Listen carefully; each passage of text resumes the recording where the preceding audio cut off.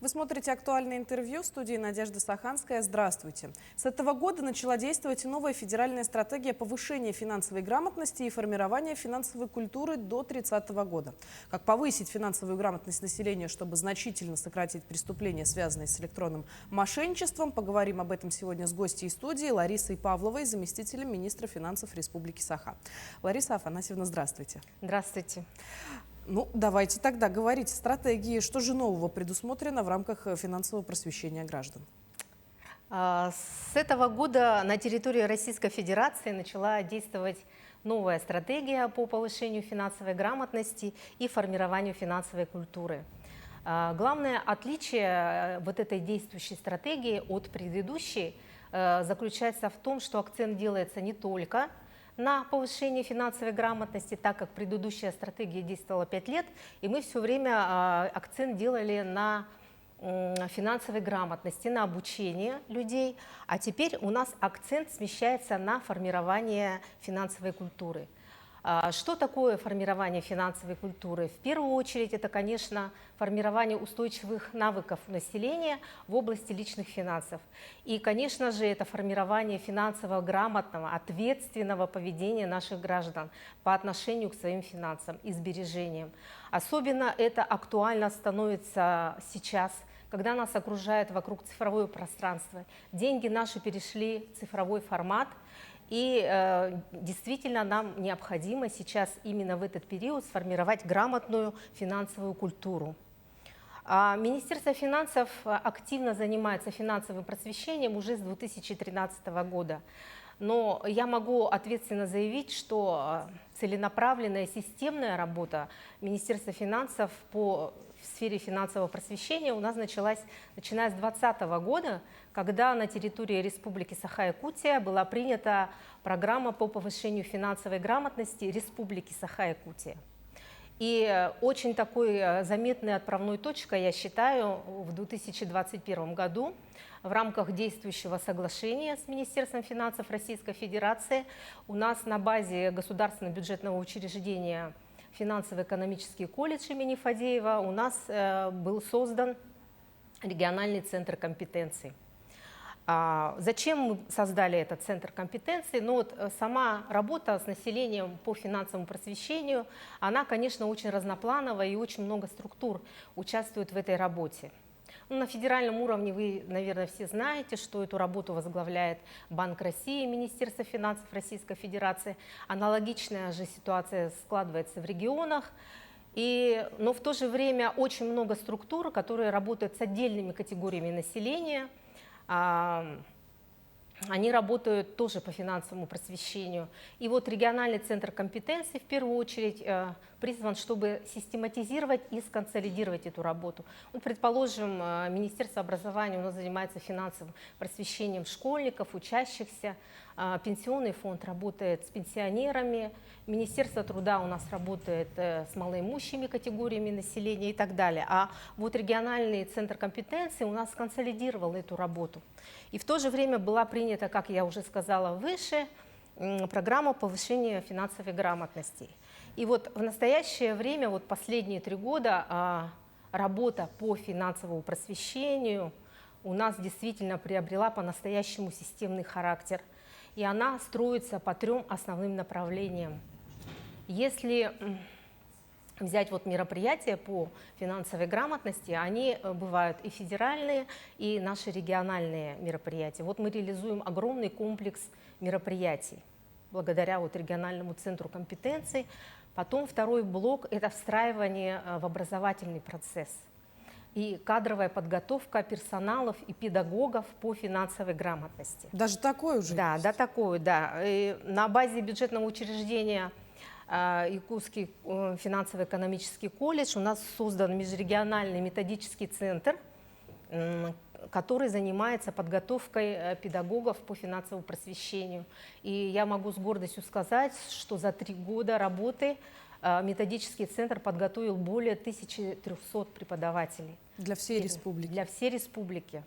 И хочу отметить, что в 2022 году с 1 сентября обучение финансовой грамотности включено в федеральный стандарт общего образования.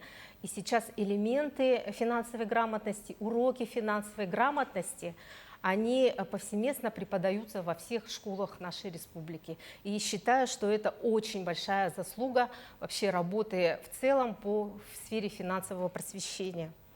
А по федеральным проектам и мероприятиям, которые реализует наш региональный центр компетенций вместе с нашими партнерами, это, конечно же, хочу отметить такие крупные проекты, как «Неделя сбережений», потом приуроченная неделя финансовой грамотности, которая ежегодно проходит в сентябре, и волонтеры, и преподаватели, они все идут в учебные заведения и преподают уроки финансовой грамотности.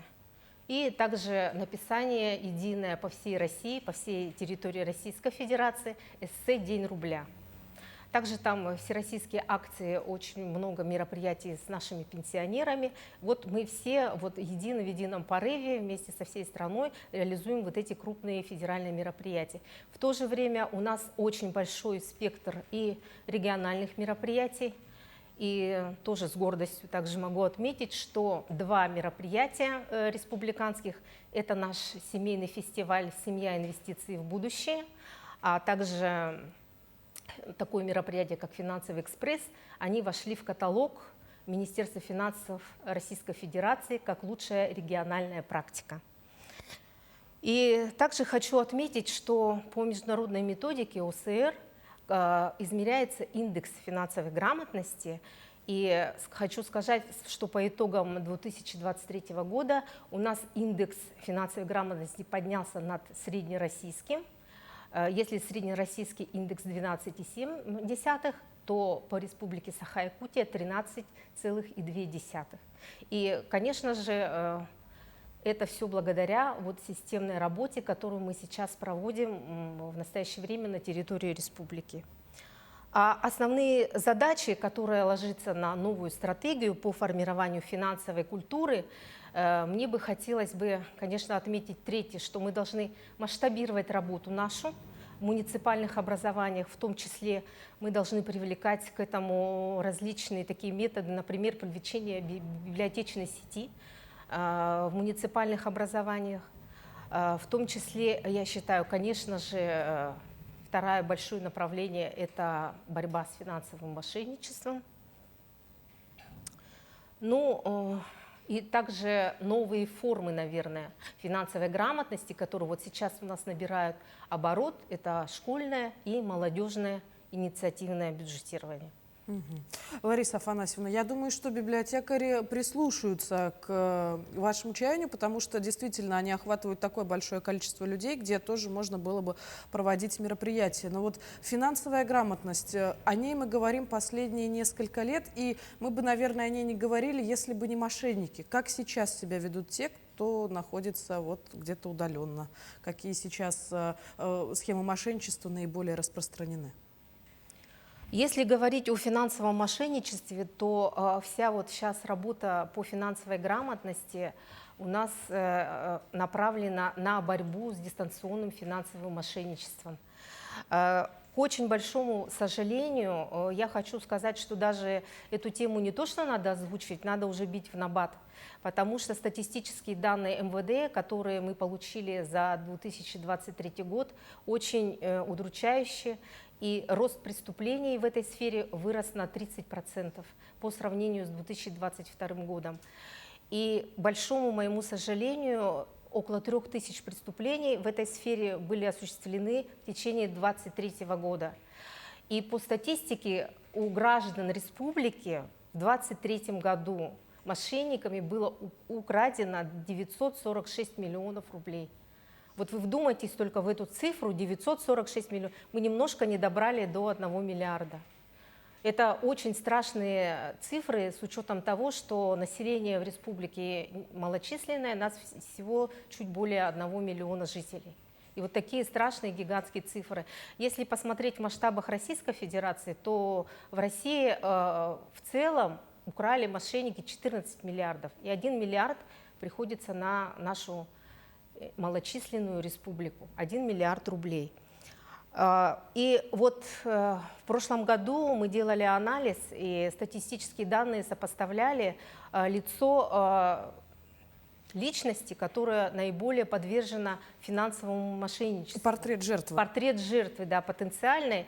Вот я когда только приступала к этой работе, у меня было вот стойкое убеждение, что, скорее всего, это такая категория лиц, ну, пенсионеры, люди пожилого возраста. Оказалось, что это не так. 45% жертв, потенциальных жертв финансовых мошенников – это возрастная категория от 30 до 49 лет. И, к сожалению большому, большая часть – это женщины, которые работают в бюджетных организациях. То есть, иными словами, можно сказать, что потенциальная жертва мошенников – это мы с вами вместе, вот такое активное, работающее население, которое имеет достаточно средств. К сожалению, вот такая картина складывается. И сейчас, конечно, в правительстве, в силовых органах, прокуратура, МВД, мы все, наш региональный центр компетенций, мы, конечно же, очень озабочены этой темой. Правительство ставит ее во главе угла, и у нас сформирован отдельный план по борьбе с дистанционным мошенничеством. И я считаю, что эту работу надо проводить как можно более интенсивно. Но, к сожалению большому, вот эти жертвы потенциальные, они подвергаются в большинстве случаев психологическому давлению и нейролингвистическому программированию со стороны мошенников. Поэтому жертвой мошеннических действий может стать любой человек. Вот нельзя говорить, что вот вы точно не попадетесь, потому что там они применяют определенные техники. Поэтому надо быть бдительным. Это очень зависит еще от самих людей, от самих граждан. Вот поэтому мы и говорим о формировании финансовой культуры. Потому что когда человек будет грамотно и лично, ответственно подходить к своим финансам и к себе лично, к самому, тогда я думаю, что в принципе это в какой-то степени обезопасит нас от действий финансовых мошенников. Ну да, будем надеяться на это. Лариса Афанасьевна, я благодарю, что нашли сегодня для нас время и поделились очень такой злободневной и полезной информацией. Будем рады видеть в нашей студии вас еще. Спасибо. Ну а я напомню, вы смотрели программу «Актуальное интервью». До встречи в эфире.